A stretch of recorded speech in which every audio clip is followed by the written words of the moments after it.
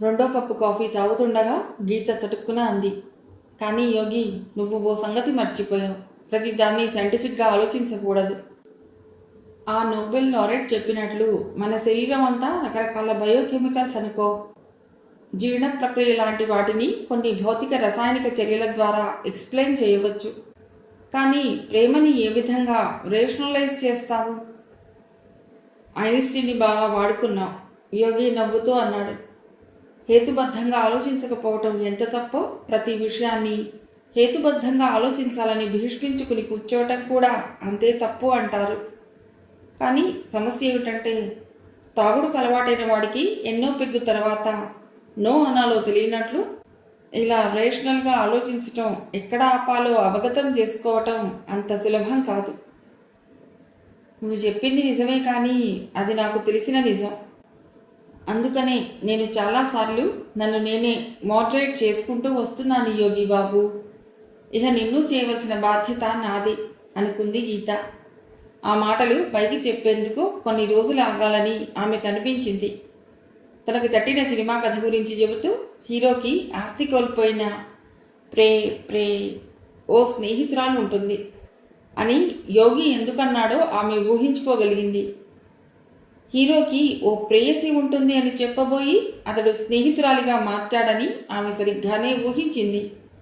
తమ మధ్య ఉన్నది ప్రేమ అన్నది తెలియచేయటానికి ఇది సమయం కాదని అతడు అనుకుంటే తను మాత్రం ఎందుకు బయటపడాలి అన్న ఆలోచనతో గీత గుంభనంగా ఉండిపోయింది. గీత, ఏమిటి ఉన్నట్లుండి ఏదో ఆలోచనలో పడిపోయావు? గీత నవ్వింది. నువ్వు చెప్పిన సినిమా కథ గుర్తుకొచ్చింది. మరి నువ్వు ఇప్పుడు సినిమాలలో పనిచేయడం గురించి ఆలోచించడం లేదా? యోగి నవ్వాడు. ఇప్పటి నా టెంపర్మెంట్కి అది అస్సలు సరిపడదు. ఓకే యోగి, ఇక నేను వస్తాను. గీత మహాప్రస్థానం పుస్తకం అందుకుంది. అప్పుడే యోగి వాచ్ చూసుకున్నాడు. వాళ్ళు ఆ హోటల్కి వచ్చి 30 గంట అయ్యింది. 2 సార్లు కాఫీ తాగారు. ఆ లెక్కన చూసినా ఇంకో 15 గంట ఉన్నా హోటల్ యజమాని నొచ్చుకోడు. మనమే కాకుండా చుట్టూ చాలామంది ఉన్నారన్న స్పృహ హోటల్కి వచ్చిన తర్వాత ఇప్పుడే కలిగింది. అంటే సెలవు తీసుకోవాలన్న సంకేతం అన్నమాట అంది గీత. సరే, నేను నీతో పాటు బస్సులో మీ ఇంటి వరకు వస్తాను అన్నాడు యోగి. చనువుగా గీత పర్స్ తీసి బిల్కి సరిపోయే డబ్బులు ప్లేట్లో ఉంచాడు. నో, నువ్వు నాతో పాటు రావటం లేదు, చూపుడు వేలు ఆడిస్తూ అంది గీత. నేను ఒక్కదాన్నే బస్సులో కూర్చుని సీరియస్గా ఆలోచించాలి, అర్థమైందా? దేని గురించి? Sorry, I have my own secrets. ఇప్పుడు చెప్పను, తర్వాత ఎప్పుడైనా నాకు చెప్పాలనిపిస్తే నీకు తెలుస్తుంది. లేకపోతే 1997 డిసెంబర్ 21 ఆదివారం నాడు గీత సిటీ బస్సులో కూర్చుని ఏం ఆలోచించిందా అన్నది నీకు ఎప్పటికీ తెలియని మిస్టరీగానే మిగిలిపోతుంది. ఇది అన్యాయం గీత. ఇద్దరం కలిసి నీ పుస్తకాలు కొన్నామా? ఇప్పుడు అవన్నీ నన్నే మోసుకుంటూ వెళ్ళమనటం ఏం బాగోలేదు. సగం దూరమైనా నువ్వు ఆ భారం మోస్తావనుకున్నాను. అతడు ఇంకా తండ్రి గురించి పూర్తిగా చెప్పలేదు. అందుకనే ఇంటికి రమ్మనమని అడగటం లేదు. సగం దూరం వరకైనా రమ్మనమని అంటున్నాడు అనుకుని నో ఛాన్స్. నువ్వో పని చేయవచ్చు. నేనున్నానని ఇందాకటి నుండి మొహమాట పడి సిగరెట్ తాగలేదు కదా. కొంతసేపు పొగ తాగి అప్పుడు బస్సు ఎక్కు అంది గీత. బస్సులో కూర్చుని గీత ఆలోచనలో పడింది. అలా ఒంటరిగా కూర్చుని ఆలోచించే అవకాశం కోసమే ఆమె అర్థాంతరంగా యోగికి బాయ్ చెప్పొచ్చింది. ఏ విధమైన సంశయం, సందేహం, శంక, డౌట్ మొదలైనవి లేకుండా యోగిని ప్రేమిస్తున్నానని, పెళ్లికి దాదాపుగా ఇద్దరూ తయారే అని నిర్ధారణగా తెలిసిపోయాక ఇప్పుడు యోగి గురించి తల్లికి చెప్పినప్పుడు ఏమంటుందో అన్న అనుమానం గీతకి కలిగింది.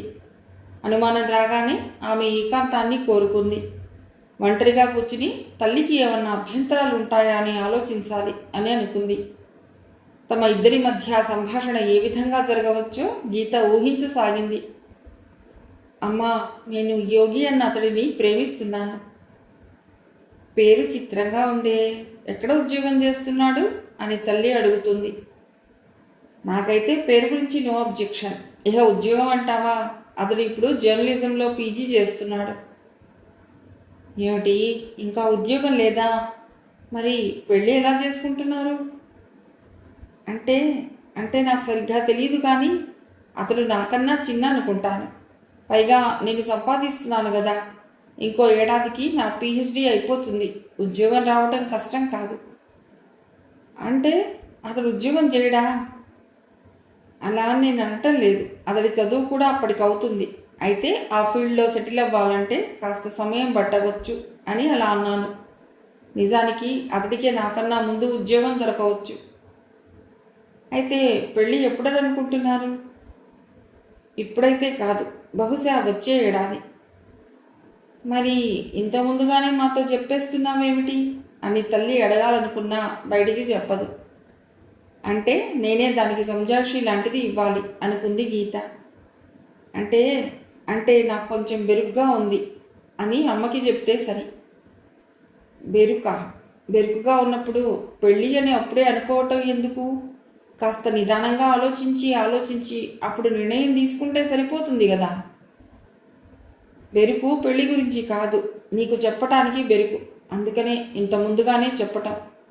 అంటే అంటే యోగి గురించి చెబితే నువ్వేమంటావో అని బెరుకు. నీకంటే చిన్నవాడు, ఉద్యోగం లేదు, ఇవి కాకుండా అతడికి ఇంకా ఏ లక్షణాలు ఉన్నాయని నీ బెరుకు? ఇక్కడ తను చాలా జాగ్రత్తగా సమాధానం ఇవ్వవలసి వస్తుంది అనుకుంది గీత. అతడు రేషనలిస్ట్, హేతువాది అని చెప్తే అమ్మ నాన్నలాగానా అని తప్పకుండా అంటుంది. ఆ ప్రశ్నని ఎలా ఎదుర్కోవటం? లాభం లేదు. తన దగ్గర సమాధానం లేక కాదు, తల్లి నొచ్చుకోకుండా, తన కూతురు తొందరపడి నిర్ణయం తీసుకుందా అన్న ఆందోళన తల్లికి కలగకుండా సామరస్యంగా తల్లికి నచ్చజెప్పాలి. అది ముఖ్యం. పెళ్లి గురించి ఓ నిర్ణయానికి వచ్చాక ఆ సంగతిని తల్లికి చెప్పకుండా దాయటం కూడా తప్పే. తను రహస్యంగా ఉంచానని తల్లికి తెలిస్తే బాధపడుతుంది. ఆమె అనుభవించిన బాధలు చాలు. తన వల్ల తల్లికి కించిత్ ఇబ్బంది కూడా కలగకూడదు. ఆ తర్వాత గీత ఆలోచనలు గజిబిజిగా సాగాయి. అవి స్పష్టమైన రూపు దాల్చకుండానే ఆమె దిగవలసిన స్టాప్ వచ్చింది. కొత్త సంవత్సరంలో వీలైనంత త్వరలో తల్లికి చెప్పాలి, మరీ ఆలస్యం చేయకూడదు అనుకుంటూ ఇల్లు చేరింది గీత. ఇంటి ముందుకు రాగానే గీతకి ఓ సంగతి గుర్తుకొచ్చింది. స్క్రిప్ట్ రైటింగ్ పుస్తకం కొన్నాక ఇక నా దగ్గర డబ్బులు లేవు మేడం అన్నాడు యోగి. హోటల్ బిల్ చెల్లించడానికి అందుకనే మొహమాట పడకుండా తన పర్సులోంచి డబ్బులు తీశాడు. ఇంటికి వెళ్ళటానికి అతడి దగ్గర డబ్బులు ఉన్నాయో లేదో, లేకపోతే అన్ని పుస్తకాల బరువుతో ఏం చేశాడో. గీత, అలా నిలబడ్డావేమిటి? తల్లి ప్రశ్నిస్తుండటంతో ఈ లోకంలోకి వచ్చింది గీత. ఏమీ లేదమ్మా. పాపం యోగి అన్న భావన చాలాసేపు గీతని వెంటాడింది. ఈరోజు జనవరి 2 అన్నాడు యోగి. పని పాట లేని రాజకీయవేత్త ఈరోజు 15 ఆగస్ట్ అన్నట్లు ఏమిటా ప్రకటన? గీత అడిగింది. కారణం ఉంది మేడం. ఈ రోజున నా గురించి మా నాన్న గురించి చెప్తాను. అసలు నిన్ననే చెప్పాలని తయారయ్యాను, కానీ కొత్త సంవత్సరం మొదటి రోజునే నీ మూడు చెడగొట్టడం ఎందుకు అని ఆగాను. అందుకని తేదీల ప్రస్తావన. ఇప్పుడు అర్థమైంది కదా? అర్థం కాలేదు. కొత్త సంవత్సరం మొదటి రోజు అన్న సెంటిమెంట్ తమకి ఉందా యోగి బాబు? గీత ఎగతాళిగా అంది. నీకుందేమో అని అనుమానం వచ్చింది, యోగి సాదాగా అన్నాడు. ఎందుకొచ్చిందా అనుమానం? గీత రోషంగా అడిగింది. ఎందుకంటే నువ్వు అందరికీ హ్యాపీ న్యూ ఇయర్ చెప్పావు కదా. నువ్వు చెప్పలేదా అని అడుగుతూనే గీత ఆగిపోయింది. మెల్లిగా గుర్తుకొచ్చింది. క్రితం రోజు హ్యాపీ న్యూ ఇయర్ అని విష్ చేస్తే యోగి నవ్వి ఊరుకున్నాడు. అతడి నోట ఆ మాట వచ్చిన గుర్తులేదు. యోగి, కొన్ని నువ్వు టూ మచ్ చేస్తావు. పుట్టినరోజుకి అభినందనలు చెప్పమా, అలాగే ఇది నువ్వు. యోగి నవ్వి ఊరుకున్నాడు. గీతకి సందేహం వచ్చింది. ఏమిటి కథ? నువ్వు బర్త్డే విషెస్ కూడా చెప్పవా? యోగి చెప్పను అన్నట్లు తల అడ్డంగా ఊపాడు.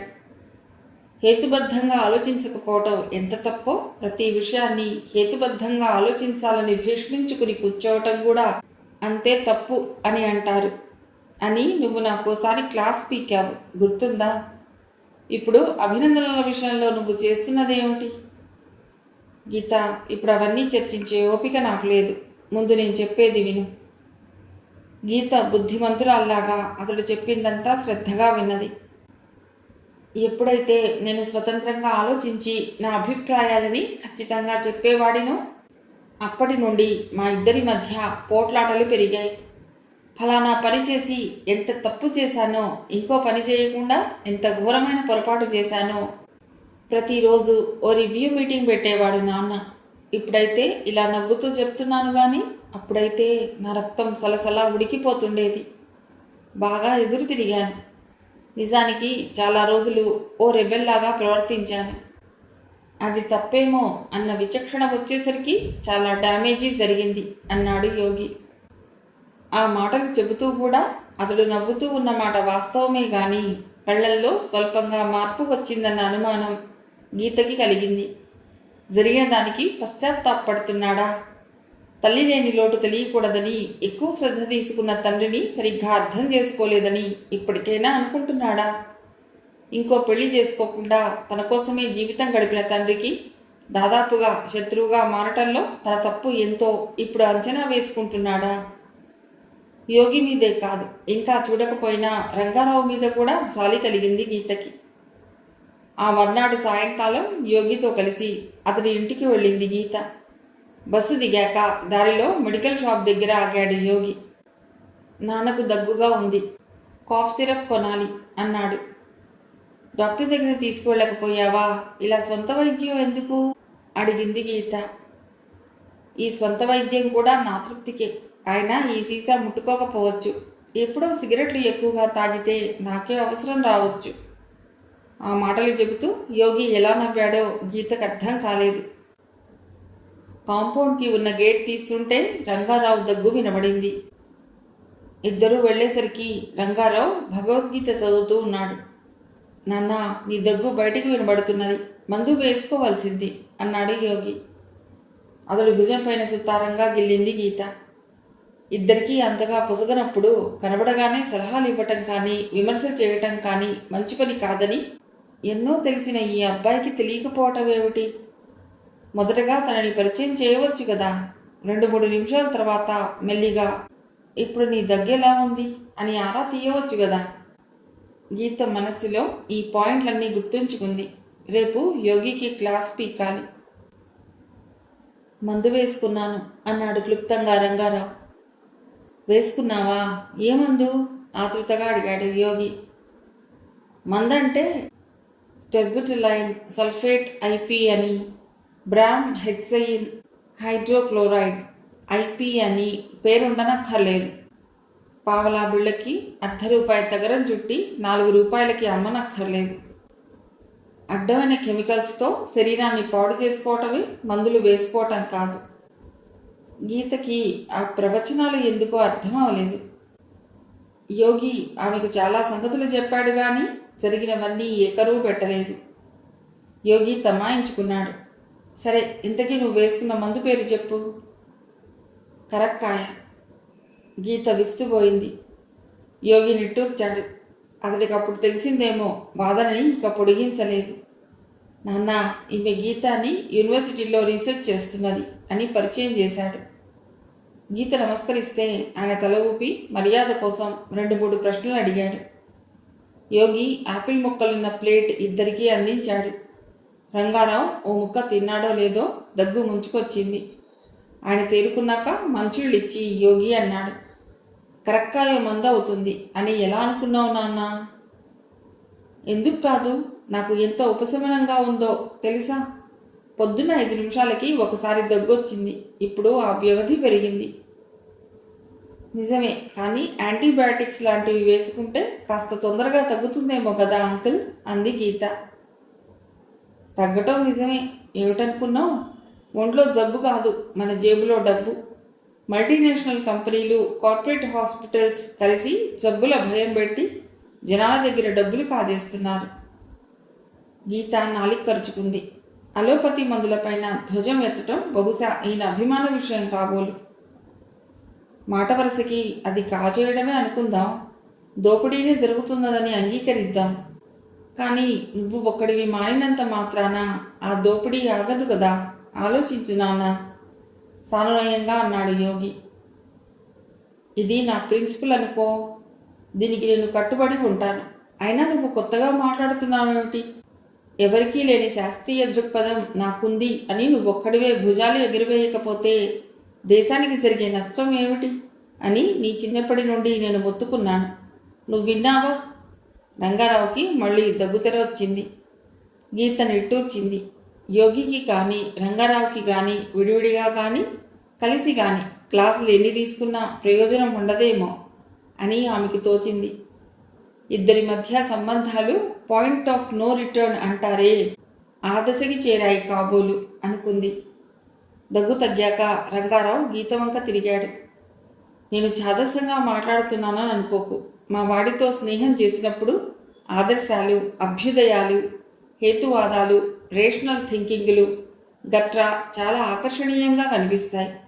కానీ నగ్న సత్యం ఏమిటంటే ఇవేవి మీ కడుపుకి కూడు పెట్టవు, అవసరానికి పనికిరావు.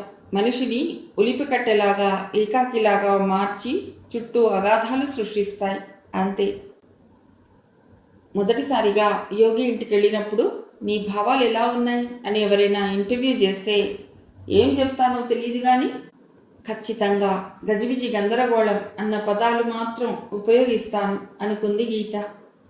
వినాయక్తో మాట్లాడుతున్నా, ప్రొఫెసర్తో చర్చిస్తున్నా, లైబ్రరీలో కావలసిన సమాచారం సేకరిస్తున్నా రంగారావు అన్న మాటలు జ్ఞాపకానికి వచ్చి ఆమెను ఇబ్బంది పెట్టాయి. అందువల్లనే కాబోలు సాయంకాలానికి తలనొప్పిగా అనిపించింది ఆమెకు. ఇక దుకాణం కట్టేసి ఇంటికి వెళ్ళి విశ్రాంతి తీసుకోవటం బెస్ట్ అని అనుకుంటుంటే ప్రొఫెసర్ నుండి కబురొచ్చింది. చచ్చాను రా బాబు అనుకుంది గీత. తలనొప్పి పీడిస్తున్నా తలనేది అసలు లేకపోయినా ఇప్పుడు ఆయన ఎదురుగా నవ్వు మొహంతో కూర్చుని ఆయన చెప్పేవన్నీ వినక తప్పదు.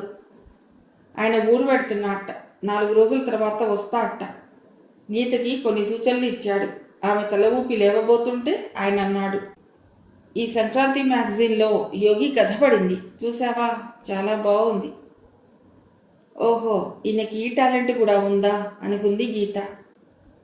వినాయక్ని అప్పుడప్పుడు క్రికెట్ స్కోర్ అడగడం తప్పితే ఆయన కెమిస్ట్రీ కాకుండా మిగిలిన విషయాల జోలికి సాధారణంగా వెళ్ళడు. మరి నిజానికి నాకు అతడితో పరిచయం అయింది వినాయకుడు పాలు తాగాడని పుకారు వ్యాపించిన రోజునే.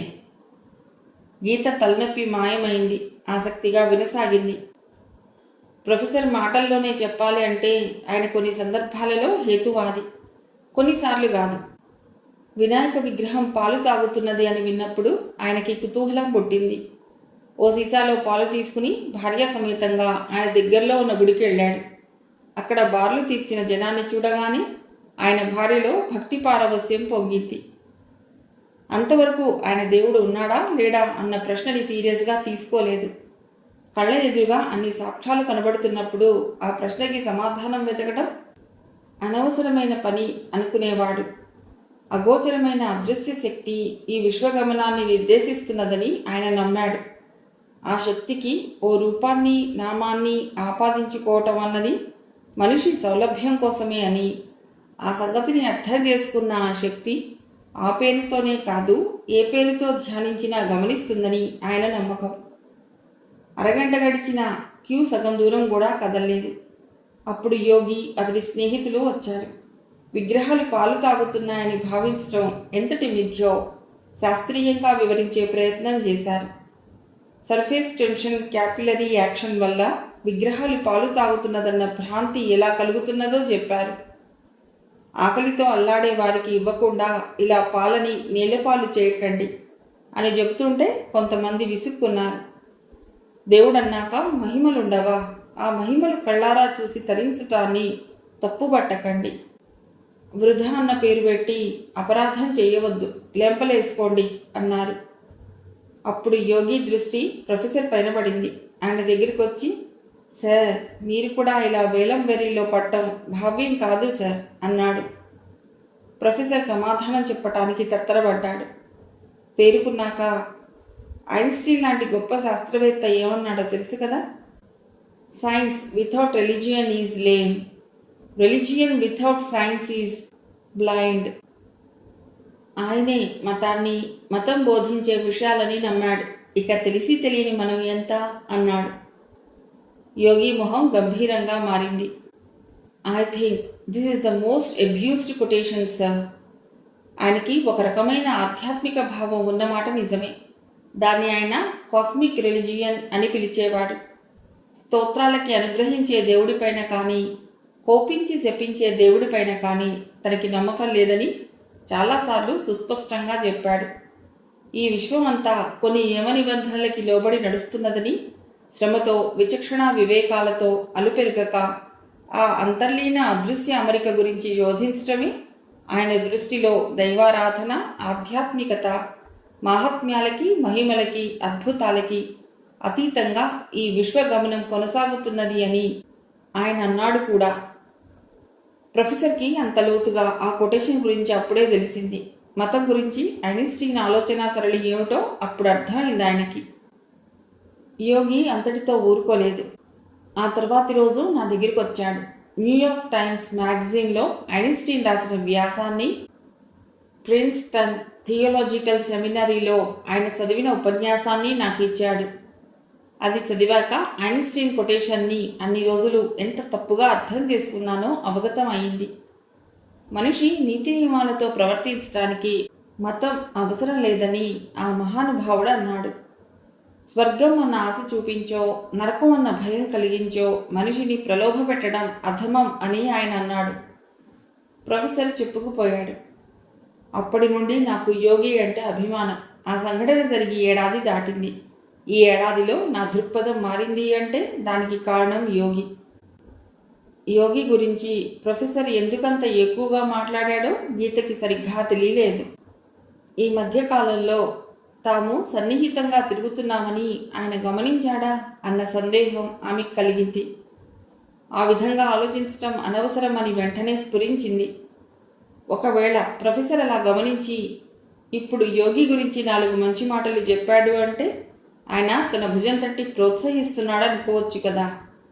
అంతకంటే ముఖ్యం ఏంటంటే ఎవరూ ఆలోచించని విధంగా ఆలోచించటం, కొంతమందికే చేతనైనట్లు ప్రతిస్పందించటం యోగి తత్వం అని ప్రొఫెసర్ చెప్పిన మాటలు కూడా స్పష్టం చేశాయి. మిగతా వాళ్ళు అసలు పట్టించుకోని విషయాలకి, అంతగా గమనించిన ఓపిగ్గా భరించే విషయాలకి కలవరపట్టం యోగి లక్షణం. అది ఖచ్చితంగా సుగుణమైన, అప్పుడప్పుడు దుర్గుణంగా తోచవచ్చు. ఆ లక్షణం ఉండటం వరమైన, అప్పుడప్పుడు శాపంగా మారవచ్చు. అయితే గీతే సోషల్ టెంపర్ లేకపోవటం అతడిలోని లోపం కావచ్చు. అయినా అది లోపం ఎలా అవుతుంది? అతన్ని విలక్షణంగా చేసింది అదే కదా. ఆ ఆలోచనలు ఇచ్చిన ధైర్యంతో ఆ రాత్రి గీత తల్లికి సంక్రాంతి మ్యాగజైన్ ఇచ్చి, అమ్మా, ఇందులో బహుమతి వచ్చిన కథ రాసింది మొన్న యోగి అని మన ఇంటికి వచ్చాడే అతడు, చదువు అని చెప్పింది. చిన్న కథ కాబట్టి జయ వెంటనే చదివింది. చదవటం అయ్యాక తల్లి ఏమన్నా అంటుందా అన్నట్లు ఆమె మొహంలోకి చూసింది గీత. ఈ కథ నీకు నచ్చింది కదా? తల్లి అడిగింది. బాగుంది, గీత ముక్తసరిగా జవాబిచ్చింది. గుడిలో ఉన్న విగ్రహాన్ని దేవుడు అని అంటాం. విగ్రహం కాబట్టి పాలు తాగితే అద్భుతంగా తోస్తుంది. ఇందులో వింతేముంది? ఈ కథ రాయవలసిన అవసరం ఏముంది? నాకు అర్థం అవ్వలేదు అంది జయ. నిజమే, యోగి అంత సులువుగా అర్థం అవ్వడు అనుకుంది గీత. విగ్రహం అని తెలిసినప్పుడు దేవుడు అందులో ఉన్నాడని ఎలా భావిస్తున్నావు? దేవుడున్నాడు అన్న నమ్మకం బలమైనదే అయితే పాలు తాగితే ఆశ్చర్యం ఎందుకు అనుకుంది గీత. అయినా ఈ కథ మూలంగా ఉపయోగం ఏమిటి అడిగింది జయ. ఉపయోగం ఉందమ్మా. నేను తొందరపడి యోగి గురించి నీకు చెప్పకపోవటం మంచిది అన్న సలహా నాకు దొరకడమే దాని ఉపయోగం అనుకుంది గీత. తర్వాత ఆమె యోగి గురించి ఇంట్లో ఎప్పుడూ ప్రస్తావించలేదు. పెళ్లి గురించి ఓ నిర్ణయానికి వచ్చాక ఆ సంగతిని తల్లికి చెప్పకుండా దాయటం కూడా తప్పే అనుకున్న గీత అభిప్రాయాన్ని మార్చుకుంది. చిత్రం ఏమిటంటే తల్లిని మోసం చేస్తున్నానా అన్న భావం కూడా ఎప్పుడూ ఆమెకు కలుగలేదు. యోగి పరీక్షలు బాగా రాశాడు. ఉద్యోగాన్వేషణలో పడ్డాడు. గీత థీసిస్ కూడా 1 రూపానికి వచ్చింది. 2 నెలల తర్వాత యోగికి ఉద్యోగం రాలేదు. కానీ గీత PhD వైవా అయిపోయింది.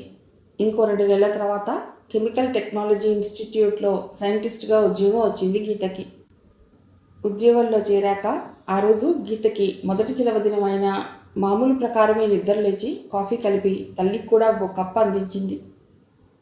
ఉద్యోగం ఎలా ఉంది గీత? జయ అడిగింది.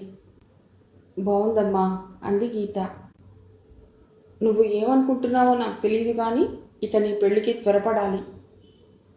త్వరపట్టవు ఎందుకు? పైగా ఇలాంటి విషయాలలో త్వరపడితే పొరపడే ప్రమాదం ఉంది. యోగి గురించి చెప్పటానికి ఇంకా తగిన సమయం రాలేదనుకున్న గీత టాపిక్ మార్చే యత్నం చేసింది. కానీ జయ వదల్లేదు. నీ వయసు ఎంత అనుకున్నావు? నువ్వేం చిన్నపిల్లవి కాదు, మెత్తగా విసుక్కుంది జయ.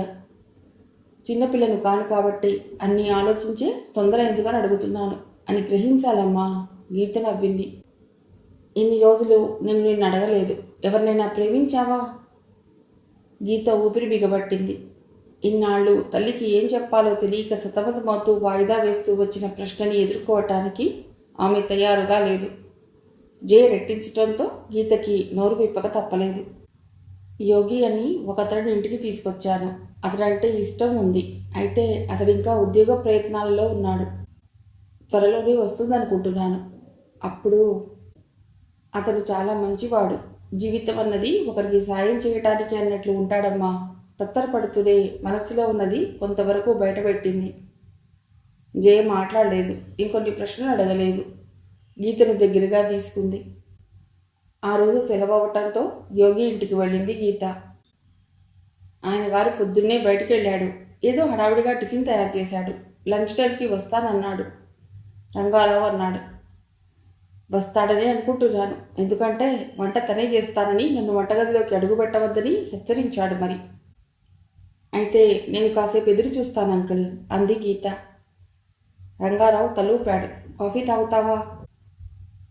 మీరు తాగుతానంటే నేను కలుపుతాను అంది గీత కొంగు బిగిస్తూ. సరే అన్నాడు రంగారావు. కాఫీ తాగుతుంటే సంభాషణ మెల్లిగా యోగి వైపే మళ్ళింది. ఈ ప్రపంచంలో ఎవరినైనా అర్థం చేసుకోవచ్చు కానీ మా వాణ్ణి మాత్రం అర్థం చేసుకోలేం ప్రకటించాడు రంగారావు. యోగి చాలా తెలివిగలవాడు గీత అంది. తెలివితేటలకి ఏమాత్రం తక్కువ లేదు. చిన్నప్పుడు వాడి చురుకుదనం తెలివితేటలు చూసి నేను మురిసిపోయేవాడిని. ఐఏఎస్ అవుతాడని కలలు కన్నాను. కానీ గాలికి ఎగిరే చిత్తు కాగితంలా ఓ నియంత్రణ లేకుండా అటు ఇటు అవుతున్నది వాడి కెరీర్. రంగారావు నిట్టూర్చాడు. సైన్స్ అంటాడు, సైంటిఫిక్ టెంపర్ అంటాడు, ఐన్స్టీన్ అంటాడు. వాడు మాత్రం సైన్స్ చదవలేదు. ఈ క్లిష్టమైన విశ్వరహస్యాలను అర్థం చేసుకోవటం ఎవరికైనా కష్టమే. దాంతో ఎవరికి తోచిన పరిధిలో వారు ఏవేవో జవాబులు ఇవ్వటానికి ప్రయత్నించారు. ఆధ్యాత్మికతని కానీ సైన్స్ని కానీ అధ్యయనం చేయటం మానవుడు అలాగే మొదలుపెట్టాడు. ఇంత చిన్న విషయం వాడికి ఎందుకు అర్థం కాలేదో నాకెప్పటికీ తెలియదు. వాడు నమ్మిన సైన్స్లోనే జవాబులన్నీ లభిస్తాయని మొండిగా అనుకోవటం మూర్ఖత్వం కాదా? ఏ విషయంలోనైనా ప్రశ్నలు వేసుకుంటూ పెడితే ఏదో ఒక అడ్డుగోడ తప్పకుండా ఎదురవుతుంది. చాలా రోజుల క్రితం ఓ విషయం చదివాను. కంటిలో ఉన్న రెటినా పైన సిస్ రెటినాల్ అనే కెమికల్ ఉంటుందిట. దానిపైన కాంతిలో ఉన్న ఫోటాన్ పడంగానే సెకనులో 1,00,000వ వంతు సమయంలో అది ట్రాన్స్ రెటినల్గా మారి కనబడ్డ దృశ్యం గురించి సమాచారాన్ని మెదడుకు పంపుతుందిట. సిస్ కాస్త ట్రాన్స్గా ఎందుకు మారుతుంది అంటే శాస్త్రజ్ఞులు ఫోటాన్ నుండి గ్రహించిన శక్తి వల్లనో ఏదో సమాధానం ఇస్తారు. ఎందుకు గ్రహిస్తుంది అంటే ఇంకో వివరణ. ఆ వివరణలో చెప్పిన విధంగానే ఎందుకు జరగాలి అంటే ఇంకో వివరణ. అలా అనంతంగా ఆ వివరణలు సాగిపోతూనే ఉంటాయి. ఒక ప్రశ్నకి సమాధానం తెలుసుకుని ఒక అడుగు ముందుకు వేస్తే ఇంకో ప్రశ్న ఎదురవుతుంది. అంటే ఏమిటి? అబ్సల్యూట్ ట్రూత్ అనేది మానవ మేధకి అందేది కాదు అని తెలిసిపోతున్నది. అవునా? అటువంటప్పుడు ఎవరికి తోచిన ఉజ్జాయింపులతో వారు వేదాంతమో కొత్త మతమో ఫిలాసఫీనో చెప్పుకుంటే యోగి లాంటి వాళ్ళకి ఎందుకు అభ్యంతరం? పరమత సహనం లేకపోవడం లాంటిదే కదా ఇది కూడా. సాధారణంగా కనబడే రంగారావు అంత లోతైన విషయాలని అలవోకగా ప్రస్తావించటం గీతకి ఆశ్చర్యం కలిగించింది. బహుశా తెలివితేటల విషయంలో యోగికి తండ్రి పోలిక కాబోలు. రంగారావు ధోరణి మార్చలేదు. ఏమన్నా అంటే ఐన్స్టీన్ అని జపిస్తాడు. ఐన్స్టీన్ ఒకసారి సైన్స్ని నిర్వహించటం చాలా తేలిక అన్నాడు. మానవుడికి అందుబాటులో ఉండి గ్రాహ్య సాధ్యమైన విషయాల గురించి జ్ఞానార్జన చేసి ఆ జ్ఞానాన్ని క్రమబద్ధీకరించడమే సైన్స్ అని అన్నాడు. అదే ఆధ్యాత్మికని నిర్వహించటం చాలా కష్టం అన్నాడు. ఒకవేళ నేను ఎంతో శ్రమపడి ఓ నిర్వచనాన్ని పొందుపరిచినా అందులో ఒక లోపం ఉండే అవకాశం ఉంది. ఆధ్యాత్మికత గురించి జిజ్ఞాసతో తప్పించిన ఎందరో మహానుభావుల ఆలోచనలని అన్నింటినీ స్వల్పంగానైనా ఆ నిర్వచనంలో స్పర్శించలేదు అని అన్నాడు. అంతేకాదు, సైన్స్ గురించి చెప్తూ అది గత 100 ఏళ్లుగా సాగుతున్న శోధన అన్నాడు. అది చెప్పి 70 ఏళ్ళు అయిందనుకున్నా ఆయన ఉద్దేశంలో సైన్స్ వయస్సు 200 ఏళ్ళు. మరి ఆధ్యాత్మికత కొన్ని వేల ఏళ్లుగా మనిషికి మార్గదర్శకత్వం ఇస్తున్నది. అటువంటి దాన్ని మూఢనమ్మకాలు అని కొట్టిపారేయటం పొరపాటు కదా. గీతకి నోటమాట రాలేదు. నిశ్చేష్టురాలై రంగారావుని చూస్తూ ఉండిపోయింది. దేవుడు లేడు అంటాడు. సరే, ఒప్పుకుందాం. ఆ భావన కొన్ని కోట్ల మందికి ఆనందాన్ని ఇస్తుంటే అభ్యంతరం ఎందుకు ఉండాలి? యోగి ఇంటర్ చదివేటప్పుడు చెప్పాడు. -1 వర్గమూలాన్ని I అంటారట. వాస్తవానికి రుణచిహ్నం ఉన్న అంకెలకి వర్గమూలం ఉండే అవకాశమే లేదు. కానీ అలా -1కి స్క్వేర్ రూట్ ఉంది అనుకుంటే చాలా లెక్కలలో ఏదో సౌకర్యం ఉంటుందిట. అలా అనుకోవటం వల్లనే గణితానికి కొత్త శాఖ పుట్టిందిట.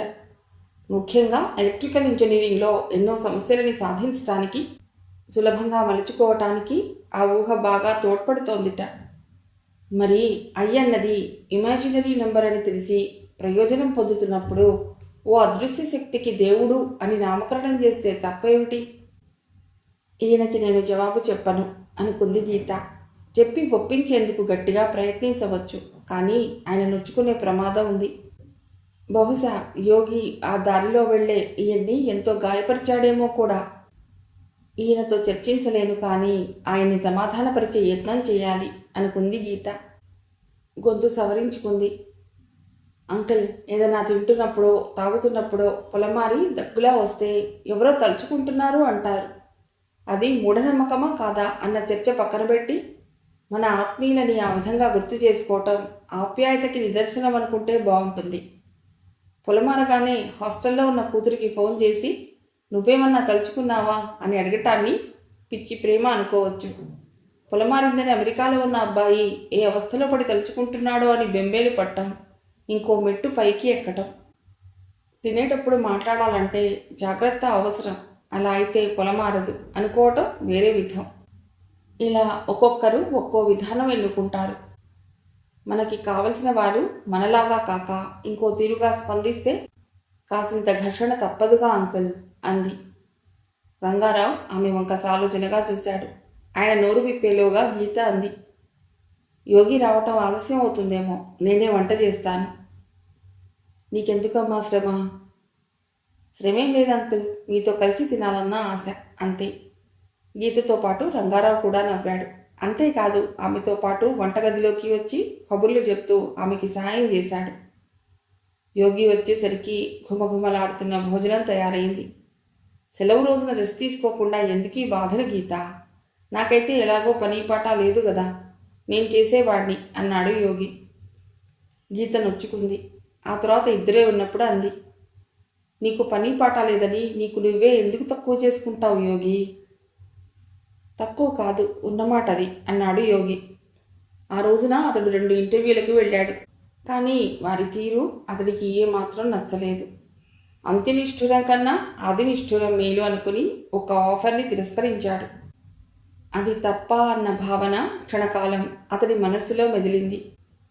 యోగి వద్ద ఉన్న పుస్తకాల కలెక్షన్ని అప్పురంగా చూసింది గీత. ఉన్నట్లుండి ఆమె నుదురు చిట్లించింది. ఆ రోజు సంబరపడుతూ కొన్నావు కదా, ఆ కాఫ్కా పుస్తకాలు అవి ఎక్కడా లేవే? అవా నరేష్ తీసుకున్నాడు. నరేషా? గీత కనుబొమల ముడి ఇంకా పెరిగింది. అతడి పుస్తకాలు వాపసు ఇవ్వడనంటారుగా. లైట్ తీసుకో గీత, నేను చదివాను, కొంత నోట్స్ కూడా రాసుకున్నాను. మిగిలిన వాళ్ళలో ఆసక్తి ఉంది వాడికే, ఇచ్చేస్తే నష్టం ఏమిటి? ఇచ్చుటలో ఉన్న హాయి వేరెచ్చటంలో లేనే లేదని అన్న పాట ఆ సమయంలో రేడియోలో రావటం లేదు, కానీ గీతకి స్పష్టంగా వినబడింది. రంగారావుకి గీత బాగా నచ్చింది. ఈయన గారి జీవితంలో చేసిన ఒకే ఒక్క మంచి పని ఈ అమ్మాయితో స్నేహం చేయటం అనుకున్నాడు రంగారావు ఆమె వెళ్ళిపోయాక. ఈ స్నేహం ఇంతటితో ఆగకుండా ఇంకా గట్టిదై అని ఏదో ఊహించుకోబోతున్న ఆయన ఎవరో చెంపపైన చెల్లున తెరిచినట్లు ఉలిక్కి పడ్డాడు. వద్దు వద్దు, ఊహాగానాలు వద్దు, నేను ఆశించినవేమీ జరగలేదు. అందుకనే భవిష్యత్తు గురించి ఏ ఆశలు పెట్టుకోకపోవటం మంచిది అనుకున్నాడు. కాలం పరుగు తీస్తూనే ఉంది. ప్రభుత్వాలు మారుతున్నాయి. నూతన శతాబ్దం కూడా వచ్చేసింది. గీతకి అప్పుడే ఓ ప్రమోషన్ వచ్చింది. ఈ మధ్యకాలంలో యోగి 3-4 ఉద్యోగాలు మారాడు. నిజం చెప్పాలంటే ఆ ఉద్యోగాలలో అయినా అతడు సంపాదించింది ఎక్కువ లేదు. అలా చెప్పటం సరికాదు. అతడు సంపాదించింది మిగిల్చింది ఎక్కువ లేదు. ఎందుకంటే ఒకవేళ సంపాదించినా అతడు ఆ డబ్బుని ఖర్చు పెట్టే విధానం మట్టుకు విచిత్రంగా ఉంటుంది. అయినా ఆ విషయం తను పట్టించుకోనట్లు ప్రవర్తించడం అలవాటు చేసుకుంది గీత. అతడి ఆర్థిక విధానాలు తెలిసాక వాటి గురించి మదనపట్టం అనవసరం కదా అనుకుంది. అయితే ఇలా జరుగుతున్నందుకు అతడు లోపల కుమిలిపోతున్నాడా అన్నది ఆమెకు తెలియదు. అందుకనే కొన్ని విషయాలలో ఆమె అతడితో సంభాషణ లోతుగా నడపదు. అతడు అపార్థం చేసుకుంటాడని భయం. అతడు త్వరగా సెటిల్ అయితే పెళ్లి గురించి ప్రస్తావించాలని ఆమెకు అనిపిస్తున్నది. ప్రస్తుతం అతడు టీవీకి వివిధ రకాల ఫీచర్స్ తీసే టీంతో పనిచేస్తున్నాడు. అది కూడా ఎంతో అడ్జస్ట్ అవుతూ రోజులు గడుపుతున్నాడు అని యోగి మాటల ద్వారా గీత గ్రహించింది. చదువు పూర్తి చేసిన కొత్తలో అయితే ఆ ఉద్యోగానికి ఎప్పుడో గుడ్ బై చెప్పేసేవాడే. రాజీ పట్టం ఇప్పుడిప్పుడే అతడికి అలవాటు అవుతున్నదా అనుకున్నది గీత. ఆ ఏడాది సినిమాలలో నేషనల్ అవార్డు వచ్చిన తెలుగువారిలో పాటల రచయితని, దర్శకుడిని అతడు ఇంటర్వ్యూ చేశాడు. దానికోసం అతడు ఎంతో శ్రమపడి హోంవర్క్ చేసి ముఖ్యంగా ఆ దర్శకుడి నుండి విలువైన విషయాలని, అంతగా ప్రాచుర్యం పొందని సంఘటనలని చెప్పించాడు. చూసిన అందరూ బాగా వచ్చిందని అన్నారు. అది ప్రసారమైనప్పుడు యోగి షాక్ తిన్నాడు. ఎంతో బాగా రూపుదిద్దుకున్న దర్శకుడి ఇంటర్వ్యూ ఎందుకనో పూర్తిగా సెన్సార్ అయ్యింది.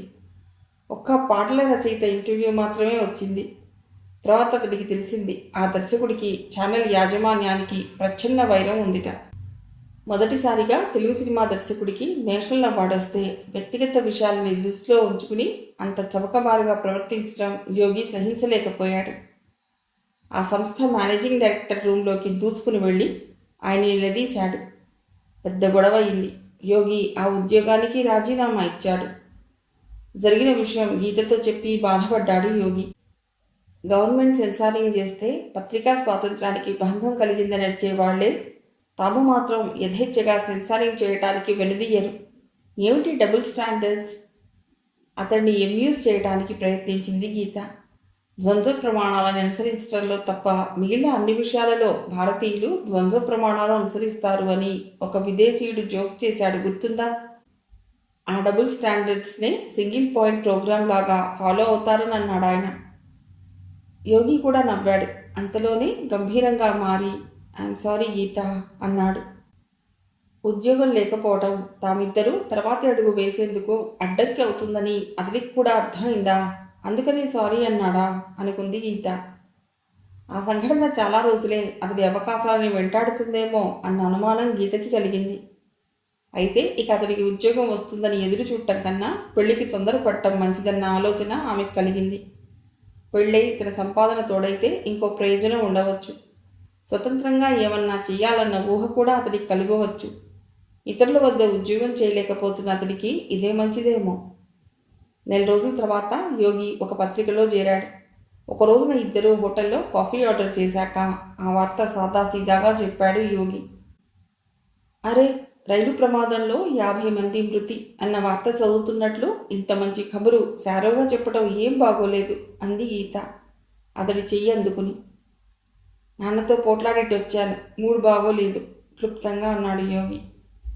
ప్రాబ్లం ఏమిటంటే అమ్మలేదని నన్ను మొదట్లో ఎంతో ప్రేమతో పెంచాలనుకున్నాడు కాబోలు. కొన్ని రోజులు అతిగారాబం చేశాడు. నేను ఏం చేసినా అడ్డు చెప్పేవాడు కాదుట. ఇలా అయితే లాభం లేదు, పిల్లవాడి చదువుపైన సరియైన శ్రద్ధ చూపటం లేదని మరీ స్ట్రిక్ట్గా పెంచాలని ప్రయత్నం చేశాడు కొన్ని రోజులు. ఆ రోజులు చాలా అన్యాయంగా ఉండేవిలే.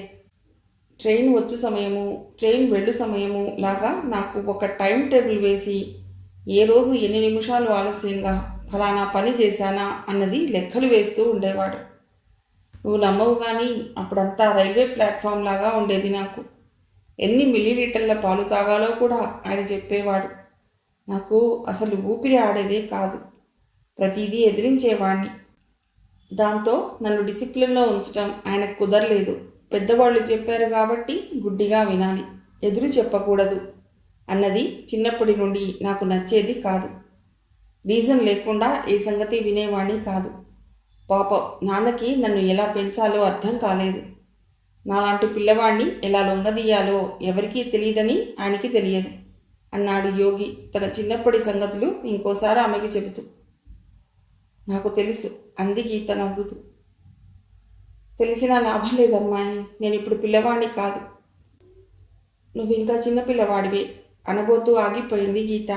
అప్పుడు అర్థమైంది ఆమెకి తను అతన్ని అంతగా అభిమానించడానికి ఇంకో కారణం ఏమిటో. పసివారు మాత్రమే ప్రదర్శించే కల్లాకపటం లేని స్వచ్ఛత అతడిలో ఉంది.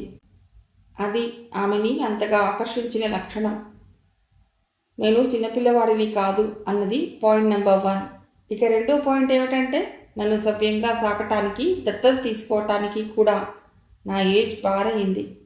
అది కుదరదు యోగి నవ్వుతూ అన్నాడు. ఎన్నో తెలిసిన వాళ్ళకి కూడా తెలియనివి ఎన్నో ఉంటాయి అంటారు యోగి. నిన్ను సాకటానికి దత్తతే తీసుకోనక్కర్లేదు. మరి పెళ్లి చేసుకోవచ్చు యోగి బాబు. ఆడదాన్నైనా నేనే మ్యారేజీకి ప్రపోజ్ చేస్తున్నాను. Will you marry me Yogi? Are you all right? నీ దిమాగ్ ఎట్లా ఉంది? నన్ను పెళ్లి చేసుకుని కష్టపడతావు పోరి టక్కున అన్నాడు. పైకి ఇలా అంటున్నాను కానీ నా మనసులో ఏముందో తెలుసా? నిన్ను చాలా హెచ్చరిస్తే పొరపాటున నువ్వు మనస్సు మార్చుకుంటావని కంగారు కూడా ఉంది. గీత నవ్వింది ఆ మాటలు విన్నాక. అతడిపైన వాత్సల్యం ఇంకా పెరిగింది. ఎందుకలా అంటున్నావు యోగి? ఇతరుల గురించి నువ్వు చూపించే కన్సర్న్ నాకు తెలియంది కాదు. అందుకనే నీ భార్యగా సుఖపడతానని అనుకుంటున్నాను అంది. అక్కడే పొరపాటు పడ్డావు. ఇతరుల గురించి అంటే నీ గురించి ఎలా అవుతుంది? నా భార్యవయ్యాక నీకు నాకు తేడా ఉండదు, అది గుర్తుంచుకో. ఈ ఒక్క మాట చాలదా యోగి? నీతో జీవితం పంచుకోవాలని మనస్సు పట్టానికి ఇంకా ఏం కావాలి? సరే నీ ఇష్టం. నేనైతే ముందే వార్నింగ్ ఇచ్చాను. ఇకపోతే మా నాన్న అయితే ఇటువంటి పిల్లతో నాకు పెళ్ళి అవుతుందంటే నమ్మనే నమ్మడు అన్నాడు యోగి.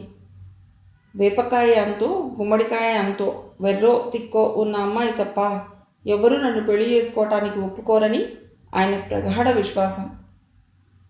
ఏమో ఆ వెర్రో తిక్కో నాకు ఉందేమో అంది గీత నవ్వుతూ. నీకో సంగతి చెప్పాలి. నువ్వు లేనప్పుడు అంకుల్ చాలా డిఫరెంట్గా ఉంటారు. ఎంతో మెత్తగా మాట్లాడతారు. నీ సమక్షంలో ఆయన పూర్తిగా మారిపోతాడు. మీ ఇద్దరికీ ఒక్క క్షణం కూడా ఎందుకు పడదో నాకు ఎప్పుడూ అర్థం కాదు. ఎందుకు ఎలా మొదలవుతుందో కానీ రెండో నిమిషంలో మీరు ఏదో విషయంలో వాదించుకుంటూ ఉంటారు. రాజీ ఎలా కుదుర్చాలో తెలియక నేను తలపట్టుకుని కూర్చుంటాను. అయినా ఎందుకు పెద్ద ఆయన అలా విసిగిస్తావు? నువ్వు సరిగ్గా గమనించడం లేదు. ఆయన నన్ను సతాయించి చివరికి నా సహనం పోగొడతాడు. దాంతో మా కేకలు అరుపులు తప్పవు. అప్పుడు కానీ ఆయన శాంతించడు అన్నాడు యోగి. ఆ సంగతి నీకు తెలిసినప్పుడు ఆయన్ని గౌరవిస్తున్నట్లు మౌనంగా ఉండవచ్చు కదా? మేడం, అది ప్రయత్నించాను, లాభం లేకపోయింది. ఒక విధంగా చెప్పాలంటే నన్ను దోషిలాగా నిలబెట్టకపోతే ఆయనకి తృప్తిగా ఉండదు. అలా జరగటానికి ఆయన ఏదన్నా చేస్తాడు. సరేలే అని చెప్పి ఆయన సంతృప్తి కోసం నేను జగడం వేసుకుంటాను. ఈసారి నువ్వు జాగ్రత్తగా అబ్జర్వ్ చేయి. ఆలోచిస్తే యోగి చెప్పింది చాలా వరకు నిజమే అనిపించింది గీతకి. కానీ ఓ సంగతి, పెళ్ళయ్యాక కూడా నా ఎదురుగా మీ ఇద్దరూ అలా ఉంటే నాకు ఎంత ఇబ్బందిగా ఉంటుందో ఊహించు. యోగి నిట్టూర్చాడు. ఓకే గీత, నేను రిఫార్మ్ అవుతాను. నాన్న ఏమన్నా నేను మాట్లాడను, సరేనా? ఇంకో 2-3 ఏళ్లలో ఆయన రిటైర్ అవుతాడు. ఆయన్ని సంతోషంగా ఉంచటం నీ బాధ్యత కాదా యోగి? ఆదర్శ కోడలి పాత్ర మరీ సీరియస్గా పోషిస్తున్నామని నాకు అనుమానంగా ఉంది. కానీ ఇక టాపిక్ బంద్ చేయి అన్నాడు యోగి. 10 రోజుల తర్వాత యోగి ఇంటికి వెళ్ళింది గీత. హిందూ పేపర్లో ఎడిటోరియల్ చదువుతున్నాడు రంగారావు. ఆయన్నే చూస్తూ తమ పెళ్లి సంగతి ఎలా ప్రస్తావించాలా అని ఆలోచిస్తూ ఉండిపోయింది. ఇంకో 25 తర్వాత యోగి ఆకారంలో అచ్చు తండ్రిలాగా అవుతాడేమో అన్న విషయం స్ఫురించి ఆమెకు నవ్వొచ్చింది. నిమిషం తర్వాత గొంతు సవరించుకుని మావయ్య అని మొదలుపెట్టింది గీత. అంతవరకు అంకులనే పిలిచేది. సంబోధనలో మార్పు రావటం ఇదే ప్రథమం. రంగారావు పిలుపులోని తేడాన్ని పసిగట్టాడో లేదో గీతకు అర్థం కాలేదు. తల ఎత్తి మామూలుగా ఏమిటమ్మా అన్నాడు. మావయ్య, నేను యోగి పెళ్లి చేసుకుందాం అనుకుంటున్నా అంది గీత. చాలాసేపు రంగారావు మౌనంగా ఉన్నాడు. చివరికి యోగిని చూస్తూ అన్నాడు, వద్దమ్మా వద్దు, అంత పొరపాటు చేయకు. వాడి సంగతి నీకు తెలియదు. అమ్మో దేవాంతకుడు, ఏం చేస్తున్నాడో వాడికే సరిగ్గా తెలియదు. ఎందుకు నీ జీవితాన్ని చెడగొట్టుకుంటావు? వద్దు. గీత ఆశ్చర్యపోయింది. యోగి మాత్రం నవ్వుతూ చూస్తున్నాడు. ఆయనకి నచ్చజెప్పటానికి ప్రయత్నించింది గీత. యోగి ఏదో చెడ్డవాడన్నట్లు మాట్లాడుతున్నారు. అది సరికాదు మావయ్య. అతడు నాకు 5 ఏళ్లుగా తెలుసు. నాకు ఇంకో 23 ఏళ్ళు ఎక్కువ తెలుసు. నా తోటి వాళ్ళ పిల్లలందరూ ఇంజనీర్లు, డాక్టర్లు అయ్యారు. వీడో రంగారావు అబ్బాయి ఏం చేస్తున్నాడు అని నలుగురు అడిగితే నాకు తెలియదని చెప్పటానికి ఇప్పుడు నేను సిగ్గుపట్టం లేదు. వాడికే తెలియదు అని చెప్పటానికి కూడా అలవాటు పడుతున్నాను. తెలివితేటలక తక్కువ లేదు. ఎంత బాగా చదివేవాడో తెలుసా? ఏమైందో ఏమిటో. వాడి వయసులో వాళ్ళు ఎవ్వరూ చదవని పుస్తకాలు చదువుతుంటే ఎంత సంబరపడ్డానో. నాకు అర్థం కానివి కూడా చదువుతుంటే ఐఏఎస్కి తక్కువ నేను ఊహించుకోలేదు. పుస్తకం చదవటం మొదలెడితే అయ్యేంతవరకు నిద్ర కూడా పోడు అని గర్వంగా నా స్నేహితులతో చెప్పుకునేవాణ్ణి. వాడి దృష్టిలో పరీక్షల కన్నా ఆ పుస్తకాలే ఎక్కువైపోతాయని నేను అనుకోలేదు. నేను చాలా ఆలస్యంగా గ్రహించాను. గీత నోరు విప్పబోతుంటే ఆగమన్నట్లు సంజ్ఞ చేశాడు రంగారావు. చూడమ్మా, వాడు నా కొడుకే అయినా చెప్తున్నాను. నువ్వు లక్షణంగా ఉన్నావు. నీ జీవితాన్ని ఎందుకు చెడగొట్టుకుంటావు చెప్పు? నీ మూలంగా అయినా వాడు బాగుపడతాడేమో అని ఒక మూల ఏదో ఆశగా ఉంది. కానీ నా ఆశ కోసం, మా స్వార్థం కోసం అసలు సంగతి చెప్పకపోవటం నిన్ను మోసం చేయటమే అవుతుంది. అందుకనే ఇంకోసారి నిన్ను ప్రార్థిస్తున్నాను. వాడిని పెళ్లి చేసుకుందామన్న ఆలోచన రానీయకు ప్లీజ్. గీత ఆశ్చర్యం తగ్గలేదు. తండ్రి కొడుకుల ప్రవర్తన ఈ రకంగా ఉండవచ్చు అన్న ఊహే నమ్మశక్యంగా ఉండదు అనుకుంది. అది కాదు మావయ్య, యోగి చాలా మంచివాడు. ఆయన అడ్డు తగిలాడు. అది నీ భ్రమ. ఎప్పుడు తయారు చేశాడో టీ కప్పులు అందిస్తూ యోగి అన్నాడు. చెప్పావుగా నాన్న, మరీ ఎక్కువగా చెప్తే తను నిజం అనుకుని నమ్మేస్తే నాకు ఇబ్బంది. నీకు ఇబ్బంది ఎప్పుడు రాదురా. నీ మూలంగా అందరికీ ఇబ్బందులు వస్తాయి రంగారావు ఖచ్చితంగా అన్నాడు. మావయ్య, యోగితో పంచుకునే జీవితం సంతోషభరితంగా ఉంటుందన్న నమ్మకం నాకుంది. యోగి అంటే ఎంతో ప్రేమ ఉంది కాబట్టి ఇంత కలవరపడుతున్నారు. మీరు మనస్ఫూర్తిగా ఒప్పుకుంటేనే మాకు తృప్తి. గీత సానునయంగా అంది. కొంచెంసేపు ఆలోచించి రంగారావు అటు నుండి నరుక్కొచ్చాడు. నువ్వో పని చెయ్యమ్మా. నేను చెబితే నీకు అర్థం అవటం లేదు. వాడిని మీ నాన్నగారికి పరిచయం చేయి. 4-5 సార్లు యోగితో మాట్లాడాక ఇలాంటి వాడిని పెళ్లి చేసుకోవటం మంచిది కాదని ఆయనే నీకు నచ్చ చెప్తారు. యోగి చాలా నాలెడ్జిబుల్ అని తండ్రి అనటం గుర్తుకొచ్చి గీత నవ్వుకుంది. ఆ విషయం నేను మా ఇంట్లో చెప్పానండి. వాళ్ళకి అభ్యంతరం లేదు. సరేనమ్మా, నీ రాకతో అయినా వాడి జీవితం మారితే నాకు సంతోషం. రంగారావు ఘాటుగా హెచ్చరించడంతో గీతకి కొత్త ఆలోచనలు కావు, కానీ పాత ఆలోచనలే కొత్తగా కలిగాయి. యోగికి ఉన్న నిర్దిష్టమైన అభిప్రాయాలు చూసి విస్తుపోవటంలో ఆశ్చర్యం లేదు, కానీ ఆ సంభ్రమంలో వాస్తవ స్థితిని విస్మరించకూడదు అని గీత అనుకుంది. నువ్వు నమ్మే సైంటిఫిక్ టెంపర్ గురించి నాకు ఏ విధమైన ఫిర్యాదు లేదు, కానీ నీకు సోషల్ టెంపర్ లేకపోవడంతో ఎన్నెన్నో సమస్యలను అనుకోకుండా ఆహ్వానిస్తున్నావు అని యోగితో ప్రొఫెసర్ ఒకసారి అన్న మాటను గీత గుర్తు చేసుకుంది. ఆయనకి దగ్గరైన కొద్దీ ప్రొఫెసర్ మాటలలో ఎంతో సత్యం ఉందని ఆమెకు తెలియసాగింది. యోగిని మోడరేట్ చేయకపోతే లాభం లేదని గీత దృఢంగా అనుకుంది. నా నమ్మకాల కంటే మా జీవితానికి, ఆనందానికి ఎక్కువ ప్రాధాన్యత ఇవ్వాలి కదా అనుకుంది గీత. అంటే అంటే నాకు అంటూ ఉన్న నమ్మకాలని నేను మర్చిపోవాలి, అవసరాన్ని బట్టి కొత్తవి అలవర్చుకోవాలి, సందర్భాన్ని బట్టి నా పాత నమ్మకాలకి మేకప్ వేయాలి. పెళ్ళి చాలా సింపుల్గా జరగాలి అన్నాడు యోగి. ఏ రకమైన తతంగం పైన నాకు నమ్మకం లేదు, కానీ లీగల్గా కూడా అవసరం అవుతుంది అంటున్నారు కాబట్టి రిజిస్టర్ ఆఫీస్లో దండలు మార్చుకోవటం సరిపోతుందనుకుంటాను అన్నాడు యోగి. ఆలోచనల్ని ఆచరణలో పెట్టే సమయం ఇదే అనుకుని గీత తలదించుకుంది. తను ఏమాత్రం నమ్మని విషయాన్ని ఎలా చెప్పాలో తోచక గీత సతమతమయ్యింది. మనసులోంచి కాకుండా పెదవులపై నుండే పలికే మాటలని ఆప్తుల ఎదురుగా చెప్పటం చాలా కష్టమని ఆమెకు తోచింది. యోగి, నాకు ఓ కోరిక ఉంది, నువ్వు మంగళసూత్రాలు కట్టాలి అనటానికి కాసింత కష్టపడింది. యోగి విస్తుపోయాడు.